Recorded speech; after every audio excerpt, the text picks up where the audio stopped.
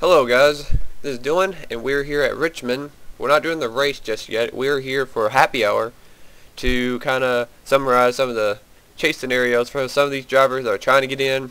This is a very important race for a lot of these drivers today, because after this race the chase will be set up and the drivers fighting for the championship will be finally revealed, and we will see who it will be. There's still a lot of drivers. It is a tight battle, especially for 10th in the standings and the wild card race as well. We do know that 5 drivers, actually I know we saw 4 on the last race, but there's actually a 5th driver already locked in. We already said the top 4 in the standings. We saw James McLeod, Sean Hindley, Jack Richards, and Steven Gonzalez are all locked into the chase. So basically here at Richmond they're all just going for a win, for more bonus points to help them out before the chase starts. The 5th driver, I'm just going to go show you guys who all, just go through them. There is Sean, he is sitting on pit road. Jack Richards is on the track. You saw Steven Gonzalez just go by. And then James McLeod, who is coming off pit road behind his former ride, coincidence, behind Sean Galligan. And the 5th driver that is locked in, at least guaranteed a wild card spot, that will be in the chase, is Eric Burton. Burton has 2 wins. He's high enough in the standings where he cannot fall back behind 20th, so he's locked in for a wild card spot. So Eric Burton will be in the chase as well. He can race away into the top 10, not have to use the wild card, and he can get his bonus points. But if he doesn't make it in the top 10, he will have no bonus points. So Eric trying to do that as fast as he can. So he'll be racing hard for the race. Eric, by the way, will be starting in the 13th position today for Richmond. Now, scenario-wise, for some of these drivers, look back at 5th and 6th. Jacob Rodriguez, he's still sitting on pit road. He and 6th in the standings, which is Trent Dunham. Can't see him though. They're both sitting on pit road between James Qualls. But anyway, these 2 drivers, 5th and 6th in the standings, they're basically locked in. They're about 30-ish points ahead of 10th, but they need to still run good. Jacob, I believe, starts 4th. He does, and Trent will start 10th. And you go back to 7th in the standings. That was looking at the wrong one. See if I can find the driver 7th in the standings. There she is, Red Bell. She's worked her way back up. She's had a surge right here at the end of the season. She's back up to 7th in the standings. Let's see, she is only 16 points ahead. There is a big cutoff right there. She's only 16 points ahead of 10th place Mike Becker. So she's only 16 points up, so she has to run good. Red, the race will start 18th. Let me go look back.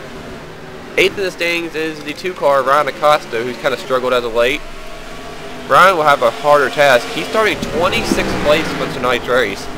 Bad qualifying effort for the 2-car, and he's going to have to work his way up if he wants to race in the chase and keep the streak of the 2-car being in the chase alive. He's 1 point behind Red Bell, so he's only 15 points up. And then it starts getting antsy right back here around 9th place. 9th in the standings is the Daytona 500 winner, Seth Cole. Now, he's 9th in the standings. It's his only win. The good thing about Seth, he's not been a good qualifier this season, but they really pull some strings, get the qualifying effort down, and they are qualifying 3rd for tonight's race. Really good position to put himself in, and he can put himself in a position to win a race. But he has 2 cars ahead of him. He still has to pass, but Seth Cole really stepped it up in qualifying in a race desperately needed. And then, like we documented, he's only 8 points ahead of Mike Becker in 10th. So it's that close. And now we go back to where it gets really antsy. Here's Becker. He is in 10th. He has his 1 win at Martinsville. He's the All-Star race winner. But he's had his ups and downs. This is the first time he's been in the top 10 few races. But he's in 10th place, clinging on to that final spot. This car has had good history in this series, but he has to finish it off here at Richmond. And Mike, I don't think, starting that well either. He is starting back, I don't even know, let's see. Mike's starting back in 29th place. So he's starting right there, and the person that's right behind him in points, Brandon Parsons, who is only 3 points back in the 99, will be starting 30th right beside Mike Becker. And there is Brandon. But Brandon does not have a win. He has to race his way into the top 10 if he wants to do anything tonight or be in the chase.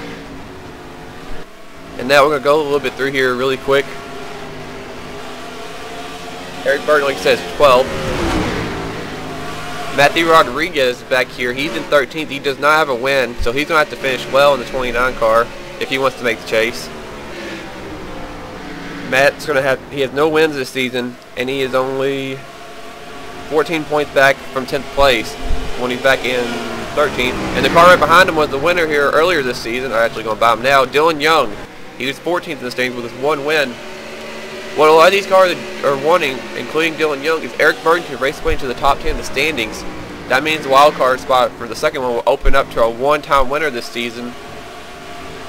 And we'll go back to that other wild card driver right now when we get to the standings. You go back now to 15th in the standings. That is a driver that was up there not long ago in 10th. That's Danny Wells. He needs to win. Danny's starting up in the top 10, I believe, tonight. And I was going to say Dylan Young and Matt Rod. I don't know where they're starting. Dylan Young starts 20th. Matthew Rodriguez starts 28th. Danny will start 5th place tonight in the 60 car. Still looking for his first win ever. And he's in the Winn-Dixie car again. He's ready to win. This is the time to win. This is where he has to go and step it up. If he runs the top 5, I mean, it's going to help him out a tremendous bunch. And Danny is 19 points out at 10th place. So he needs to do a good run with them all starting near the back. This is a good opportunity for him as his brother Matt's right behind him. 16th in the standings is the Pocono winner in the 21. That is Zach Carlson. He needs a lot to go his way too. He struggled as of late. He stayed in the top 10 for most of the season, but he has struggled heavily lately. He's dropped down to pretty much the first. He's been, I mean, weeks. 16th is really far down for the 21 team that was running good so early in the season. A former Daytona 500 winner. Zach's going to need a little bit of help as well. He's about, he is 23 back. 17th, let's see, I don't know where Zach starts. Anyway, I'll just kind of update everybody like that. We have a couple more drivers to look over. 18th, no, I take that back. 17th in the standings is the Michigan winner. Ryan Duke, who's still in contention, the 74 car. He needs a lot to help too. This is where it starts getting a little borderline. He's pretty far back.